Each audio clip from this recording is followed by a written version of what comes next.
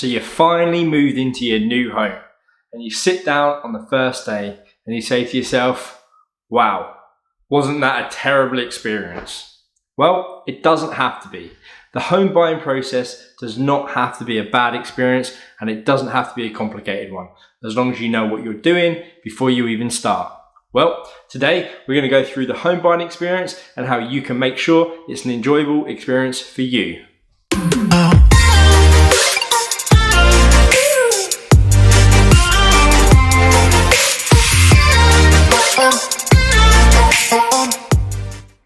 Okay guys, so the very first thing that you need to do is go and get yourself pre-approved. I can't stress enough how important this is, and there are so many reasons why you need to get yourself pre-approved. The first is, of course, you need to understand what is your budget. What homes can you actually afford? You don't want to find yourself getting emotionally attached to homes that you can't even afford. So get yourself pre-approved and take care of that right away.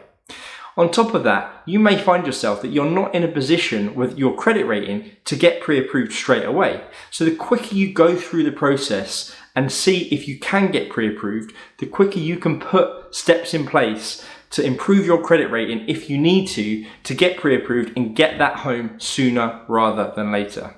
The pre-approval process, it doesn't take that long. Usually with a good lender, it can be turned around in less than a week, but on average, you're probably looking at 1 to 2 weeks.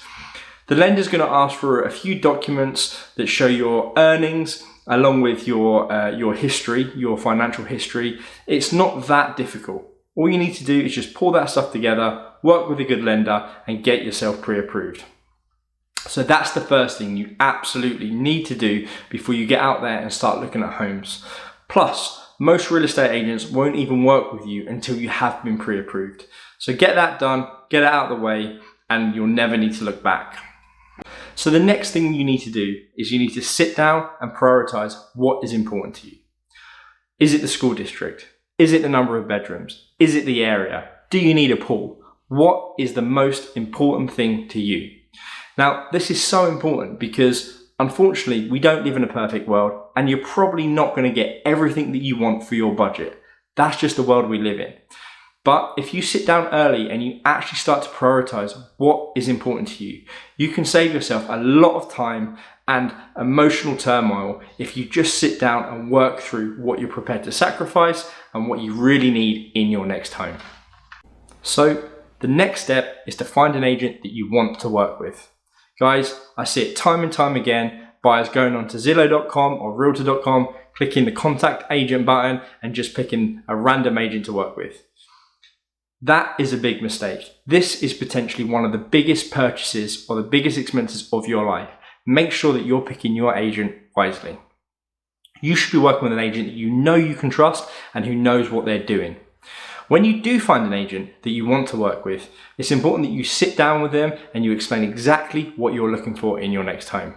Your agent should then take that information and start going out there to find houses that match your criteria, or they should be setting you up with search alerts so that you're getting emailed on a daily basis every time a new home comes on the market that matches your criteria. Now, when it does come to choosing your agent, one thing that you should be aware of is something called dual agency. So when you do go onto Realtor.com or Zillow.com and you click the contact agent button, what you may find is that you're put in contact with the listing agent, the agent that is representing the seller of that property. Guys, please listen to me when I say this. Be very careful about working with the listing agent unless you're represented. The reason for this is if the agent is representing the seller and then they show you the home and then they represent you as the buyer, what the agent is doing is the agent is working for both sides. The agent is looking to take the commission as both the seller's agent and the buyer's agent. But that agent should owe you something called a fiduciary responsibility. They are legally responsible for putting your interests first. But how are they going to do that if they're also representing the seller?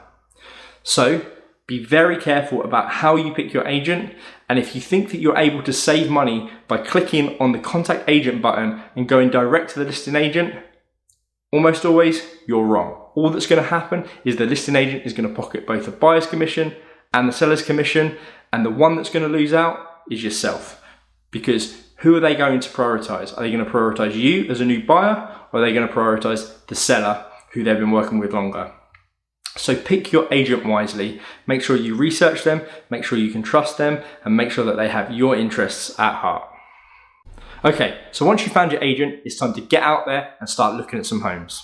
This is the fun part, guys, and it can take, on average, anywhere between 1 to 2 months to find that perfect home. Obviously, it can be less than that and more than that. It depends on the buyer and it depends on the market, but that's what I see on average, normally around about 1 to 2 months to find that perfect home.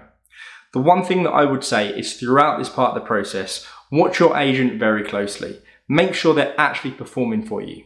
When you send over a property that you want to see, make sure they're responsive and make sure they're quick, because an agent that drags their heels can cost you your next home. If you're finding that you're not getting the service that you think you deserve from your agent, speak to them and tell them you no longer want to work with them, and that if you have signed anything, you want them to allow you to exit the contract. After you've been out there and you've looked at enough homes and you found the home that you think is for you, it's time to make an offer. Now, before you make an offer, there are various things that you absolutely need to have done. First, you need to have had the pre-approval process complete, as we spoke about on the first point. The next thing you need to do is you need to have your agent do a full CMA, which is a comparative market analysis. You need to understand all of the other recent sales in the area and make sure that you're not going to overbid on that property. Because if you overbid on that property, two things can happen. One, you can end up down the line actually losing money on a home that you just bought. And two, the appraisal, when it comes in, may not even match the bid that you get and the deal can fall apart. So make sure that CMA has been done. It's really important, and your agent should be coming to you with a CMA before any bid goes in anyway. When you make the offer, there are various contingencies that you're going to need to consider. You're going to need to arrange an inspection, and there are going to be various contingencies such as a radon contingency, a wood infestation contingency. All these different types of contingencies will potentially form the basis of your offer. Your real estate agent should be sitting down with you and going through all of the potential contingencies that you can add to the contract before the offer is made. But one thing to bear in mind here is the more contingencies you do add in to that contract or that offer, the less likely it is to be accepted. So that's where you need to be working with a good real estate agent who can give you some good advice about what you should include as a contingency and what you should waive. So once your offer is accepted, you'll enter the post-offer process. This is the time between when the offer is accepted and the closing date happens. Usually that space of time is somewhere between 30 to 60 days. Once the offer is accepted, the first thing that you'll be doing if you're working with a lender is going back to that lender who gave you your pre-approval and getting that pre-approval turned into a formal approval so you actually have the cash to close the deal. Following that, you or your real estate agent will arrange an inspection on the property. Now, the inspection is going to uncover anything significant about the property that you should be aware of that could potentially make that property one that you shouldn't purchase. If anything comes up in that inspection, anything major, you will have the opportunity to exit the contract as long as you put that as one of your contingencies. If anything more minor comes up, you will then have the opportunity to go back to the seller and renegotiate for any small defects. So you could look at some potential compensation, or you could ask them to make repairs depending on what comes up in that inspection.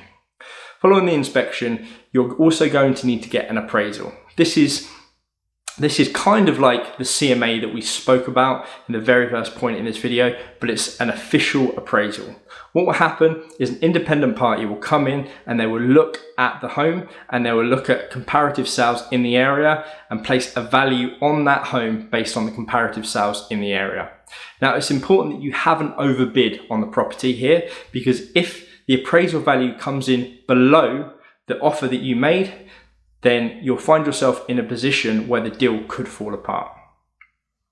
Following the appraisal, the closing company will then do a title search among a few other checks, and then they will continue and proceed to the closing. Once the closing is complete, congratulations, you're a new homeowner and it's time to move in.